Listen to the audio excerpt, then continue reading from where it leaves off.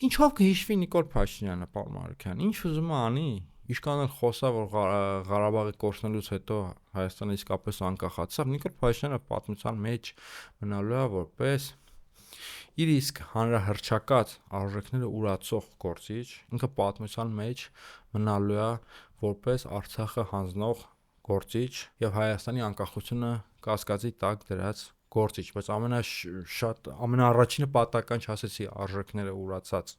գործիչ։ Իսկական ուխտը, ամենամեծ ուխտը ինքն է ուրացել, որտեղ այն արժեքները, որոնց մասին խոսվում էր 2018 թվականին, դրանք կարևոր էին։ Կարծես իսկ այն արժեքները, որ այսօր խոսում ենք, դու մտածում ես դրանք մնալու են։ Ինչ արժեքներ։ Իշխանությունը, պետությունը, անկախությունը։ Ես նույնպես եմ ասում, որտեղ ինչից տենց խոսացել են, հետո կործանվել։ Նիկոլ Փաշինյանի պատկերացած ինքնիշխանությունը գիտեք որն է։ Մի անգամ արդեն ասել եմ, որ ինչ ուզենա անի, ինչ ուզենա խոսա, ինքը այդ է պատկերացնում։ Կներեք, Ես նկատի ունեմ այսօրվա լավ այդ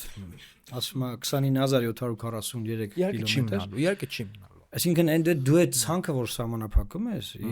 մեր մտավախությունն ի՞նչն է ժողովուրդ, որ մենք ուզում ենք այդ ցանկը իրապես սահմանափակվի։ Մենք չենք ուզում այդ ցանկը շարունակվի, բայց այն ինչ որ արվում է, որ շարունակվում է, դա բերելու է այդ ցանկի շարունակությանը։ 29743-ը իր ստեղծածը չի։ Դա սովետական Հայաստանից մնացած ժառանգությունն է։ Այդ սահմաններով է հռչակվել Հայաստանի երրորդ հանրապետությունը, դա իրանը չի, թող ինքը այդ իրան չվերագրի։ Ինքը ընդհակառակը դրա գոյությունը կասկածի տակ դնողն է, դա արժեզրկողն է։ Երբ որ ինքը բողոքում է բոլշևիկներից,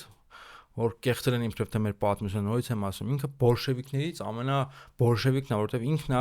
փորձում ջնջել մեր երրորդ հանրապետության 30 տարվա պատմությունը, դա ներկայացնելով որպես թալանչիների, որպես հանցագործների, որպես սաշիկների պատմություն։